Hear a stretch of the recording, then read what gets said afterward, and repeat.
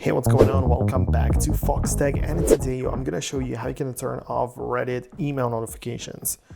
If you're like many users, you might be receiving a lot of these emails and it can get pretty overwhelming. These notifications are different from the ones you receive on the Reddit app itself, and they're the actual emails which land in your inbox. So let's go through the process step by step to disable it.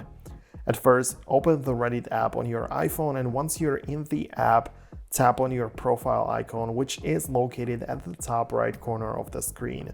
This will open a side menu. Scroll down to the bottom of this menu and you'll see the settings option. Go ahead and tap on it. Inside the settings, you'll see various options related to your account. Tap on your account name to access your account-specific settings. If you have multiple accounts, you need to do this for each account separately. So make sure you're signed in with the account you want to manage. Now in the settings menu, look for the section that deals with notifications. You'll see options for managing both push notifications as well as emails. Since we're focusing on email notifications today, tap on Manage Emails, and this particular section allows you to control which types of email notifications you receive from Reddit. In the Manage Email section, you'll see various toggles for the different types of email notifications, such as private messages, chat requests, updates, and more. You can go through each toggle and turn off the notifications you don't want to receive.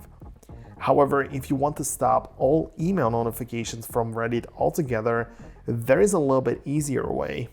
At the bottom of the Manage Emails section, you'll see a toggle labeled Unsubscribe from all mails. And when you turn this on, it will, of course, disable all email notifications from Reddit. No matter what it is, you're not going to get any other one in the future. So this is a very quick and efficient way to ensure you don't ever get them at all, right? So that's about it. Hope you found this tutorial helpful. I'm not going to drag out the video any longer than it needs to be. So thanks a lot for watching, and I'll see you in the future.